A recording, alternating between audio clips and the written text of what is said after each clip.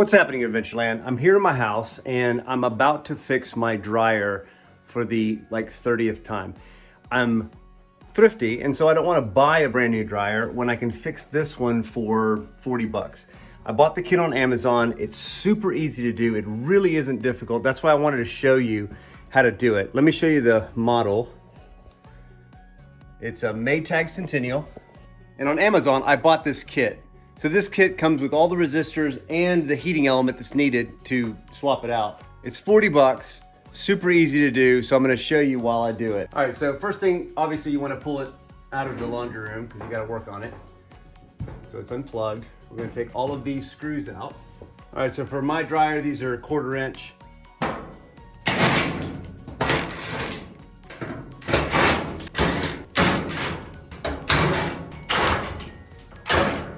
Done.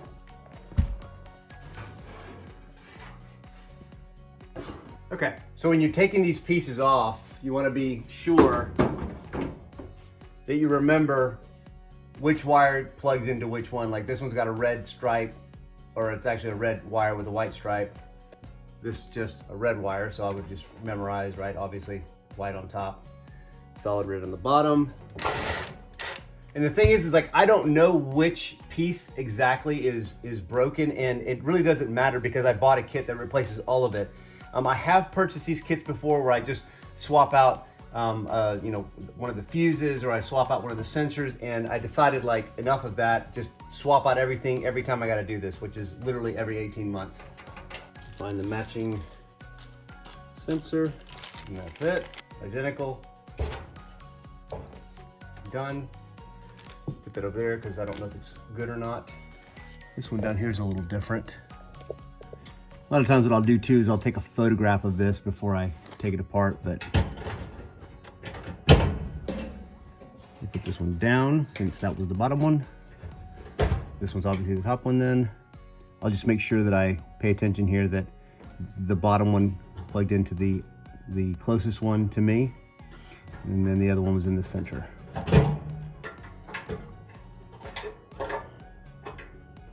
Oh, I think I know what this is. This is the actual heating element. Yeah, see? This is the heating element itself. Oh, I see, yep. This clip, you see the clip? Okay, take that off. And I'm gonna replace the heating element.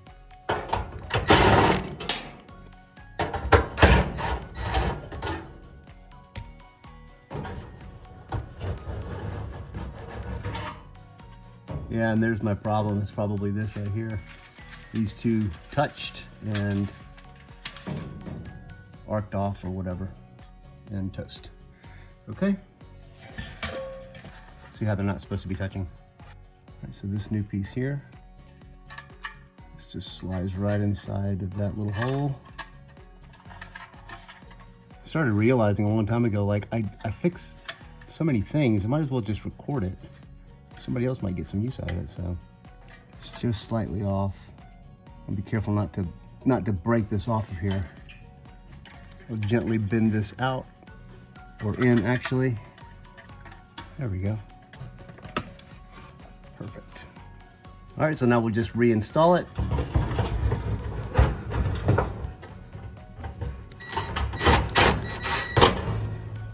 One more over here. All right, and then this one plugs in to the top. This one plugs in to the center. This one plugs in to the outside. So this piece here has got a little tag that comes out at an angle. I'm just gonna stick it into the hole, right? And then the screw goes in the bottom. The sensor here, and then this fuse.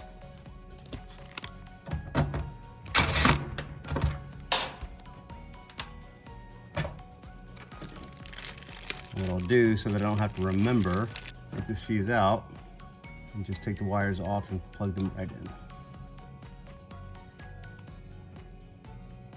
Okay. It's got that little lip right there, and it just slips into the bottom there of the sheet metal, and then you put the screw in the top.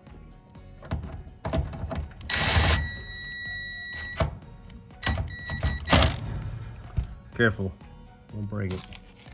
And then one last one down here.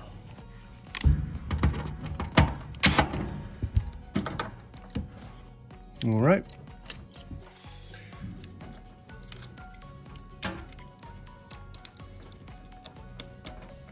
Now this isn't always the problem, but when I first started fixing this was the advice that I was given, was to, swap out the resistors, to swap out the sensors.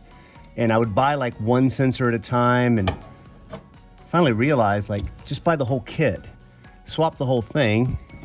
Because at the end of the day, you're saving yourself a lot of money in the repair, the service fee for somebody to come out and do it for you. So just swap it all out. It's very simple. I mean, I'm doing this in less than 10 minutes. And that's it. Now we put the back on. I do have these, like, of course, these are the old ones, and I kept them from last year. But what I'm doing is I'll go ahead and order another kit, have it here ready to go for the next time that it happens, because it will happen again, and then I can fix it right away. It is helpful if you have another set of hands to do this, but everybody's gone today. My wife usually does help me with this. Yeah, by the way, look at there. Those are some of the heating element pieces broke off. So that's exactly why it broke. But while I'm here, I might as well swap everything out. Make it easy. And by make it easy, I mean I don't have to open this up again for another 18 months. Okay, moment of truth.